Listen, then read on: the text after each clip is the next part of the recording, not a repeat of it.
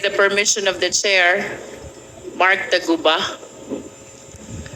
During the previous hearings, you made mention about various parties which have participation generally in the shipment of goods, and if I may include, in some cases, in the evolution of this you call TARA system, which allows the shipment to avail of the green lane.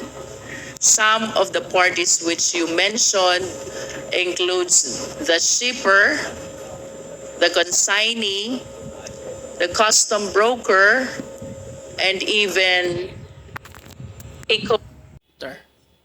Do you confirm this? Yes, Your Honor. Mr. Chair, I wish to manifest that the alleged TARA system, which allows the shipment to be exempted from examination, both with respect to the documents and with respect to the physical examination, enable the proliferation not only of misdeclaration, but even of non-declaration. Mr. Chair, it is clear that with misdeclaration and non-declaration, the Philippine government is losing huge amount of revenue. And worse, Mr. Chair, during the interpellation, not only of Mr. Taguba, but even of Mr. Guban, the members asked, since when this TARA system and this green lane have been happening? I recall that they responded with, since time immemorial. I cannot help but imagine how much losses the government has incurred already because of this TARA system, which has been happening in the Bureau of Customs, as they say, since time immemorial. Mr. Chair, with that, this humble representation feels that the government's sovereign power is violated not only because of the losses it incurred, but even because of the laws which were violated.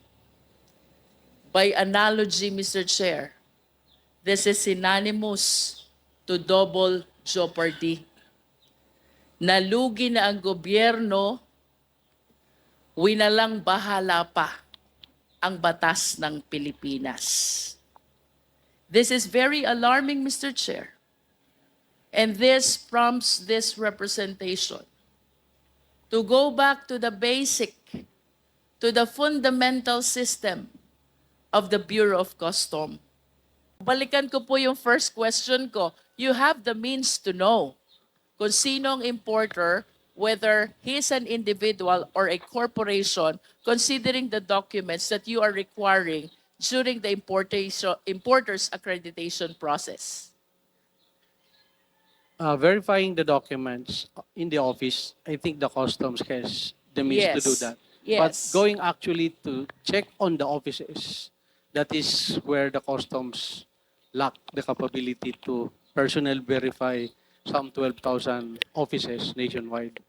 But at least you were able to delete 4,000 up to out of the 12,000 accredited importers, because you said earlier, because of verification process, you found out that this 4,000 are not compliant with the requirements. Some do not have the necessary office address. Tama po ba yun, Commissioner?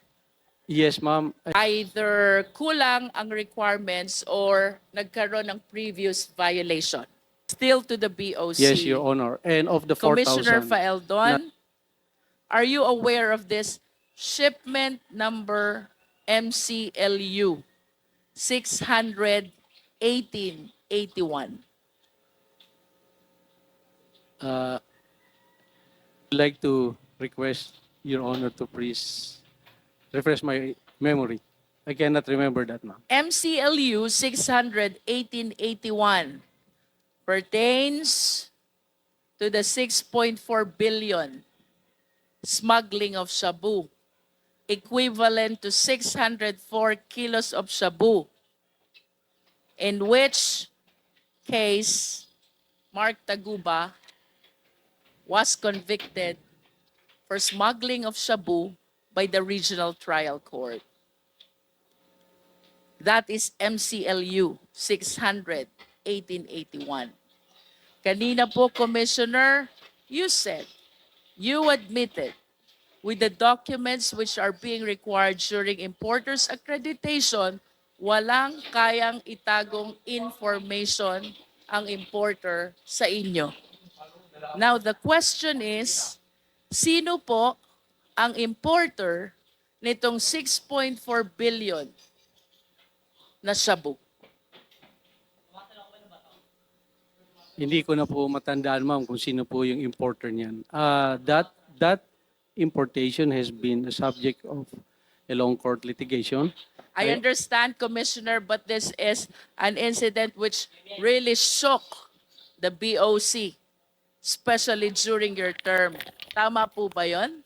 Yes, ma'am. If I may... And of course, the first question that you wish to be answered, considering na may nakapasok na 6.4 billion na shabu, sino ang nagpasok nito sa Pilipinas? I want to refresh your memory, Commissioner Faeldon. Walang makakapag-import without the importer's accreditation. You likewise said, what with the ample requirements which are being required from the importer, walang kayang itagong information ang importer from the Bureau of Customs. Now, we are talking about this specific shipment that pertains to 6.4 billion of shabu, which shook the Bureau of Customs and even your leadership of the BOC when this shabu was apprehended in the Valenzuela warehouse. Question, Commissioner. This is something na hindi mo dapat nakakalimutan. Sino po ang importer nito? I would like to be given time to check on who's the specific importer of that shabu, ma'am. But the sequence of that apprehension, I can relate to this court, If Your I Honor. may interrupt, Commissioner Faeldon, would you agree with me if I would say that as head of the BOC, nalusutan ka ng 6.4 billion na shabu, nakapasok sa bansa, that is equivalent to 604 kilos. Diba? The first question that will pop up in your mind, sino ang nagpasok nito? Because you are answerable during that time, at least being the head of the Bureau of Customs. I find it strange that an incident as big as this during the time ay makakalimutan nyo po. This is something na hindi nyo dapat makalimutan because it casted doubt to your, Your Honor, leadership as head of the BOC. Ang alam kong Hindi ho ba? nag-import, Quite strange yan na hindi nyo matandaan or perhaps you did not bother to check. Sino po ang importer nito? For me, Commissioner Faeldon, it is not enough that you apprehended the shabu. You should have arrested the people responsible for the shipment of shabu as well. Kung parehas nyo pong nahuli, yung shabu at yung tao, you might be correct.